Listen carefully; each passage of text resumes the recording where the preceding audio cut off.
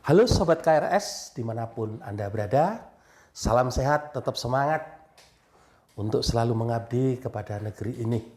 Dalam video-video sebelumnya kita sudah membahas apa itu rumah layak huni, kemudian dampaknya bagi keluarga yang tinggal di rumah layak huni.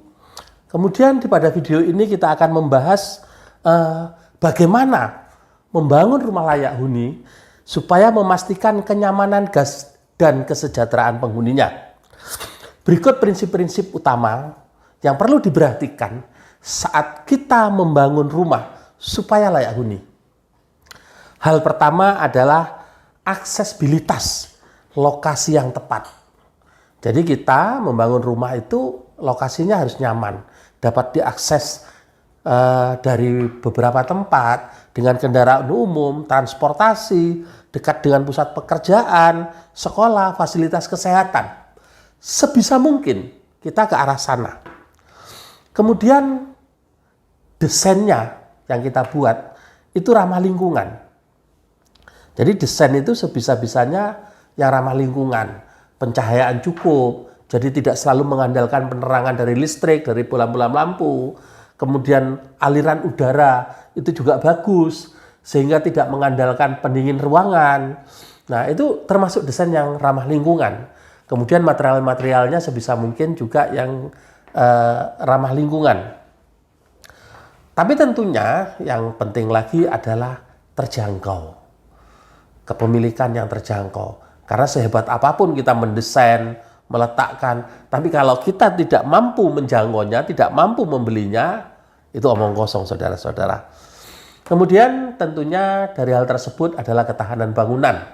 Karena rumah salah satunya adalah memberi rasa aman dan keamanan bagi keluarga atau yang tinggal di dalamnya.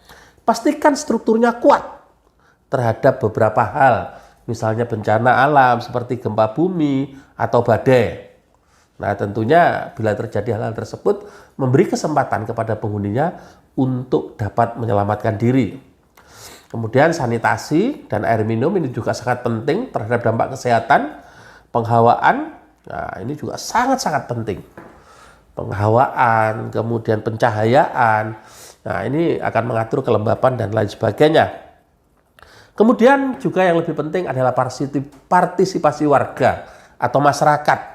Nah, ini hal-hal seperti ini, rasa gotong royong, ini kekayaan tradisional yang perlu kita bangkitkan kembali. Bagaimana kita berhimpun dengan warga, hal-hal kecil mungkin yang bisa dilakukan, tapi dengan itu akan mempererat hubungan antar warga masyarakat. Itu mungkin hal-hal yang perlu diperhatikan dalam upaya kita membangun rumah layak huni. Kemudian prosesnya seperti apa?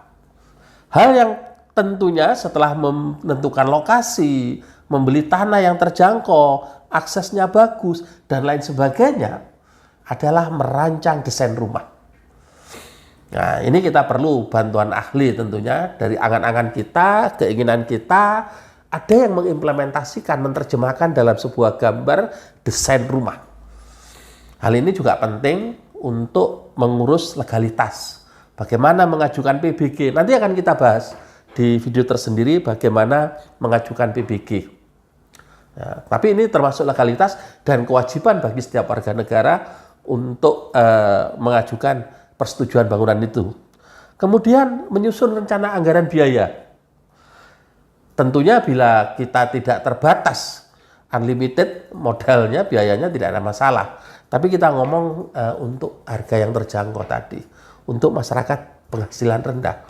Bentuknya bisa sama, hal-hal lain sama, tapi biayanya tentu bisa kita tekan.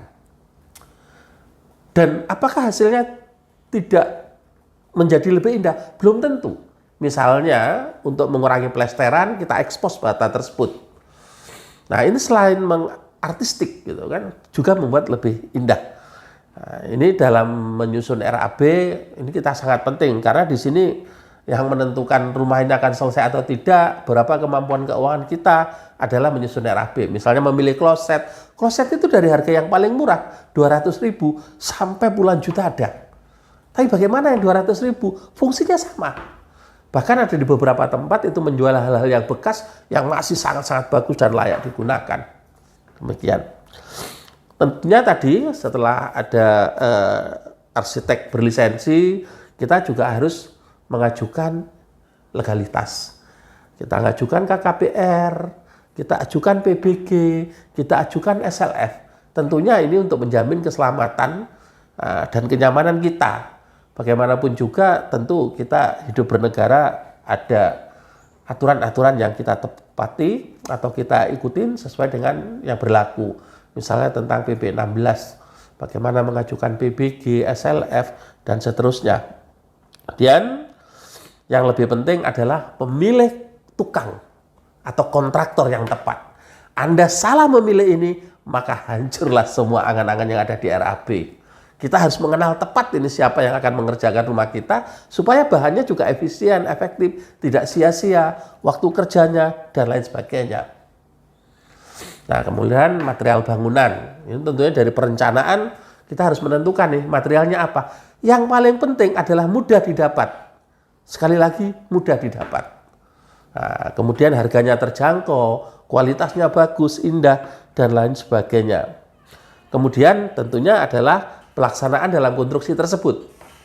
Karena sebagus apapun kita merencanakan, memilih tukang, tapi kalau pelaksanaan konstruksinya salah, maka hasilnya tentu tidak sesuai yang kita harapkan. Untuk itu, kita perlu pengawasan dan kontrol kualitas. Bisa kita lakukan sendiri atau minta bantuan orang-orang yang expert di bidangnya. Setelah itu semua, ya, sertifikat layak fungsi ini sama dengan serah terima pekerjaan tersebut. Begitu, sahabat-sahabat KRS, dengan mengikuti tahapan-tahapan ini, kita mencoba untuk memastikan apa yang kita cita-citakan, apa kita inginkan tentang rumah layak huni bisa tercapai. Salam sehat, tetap semangat, dan salam Indonesia.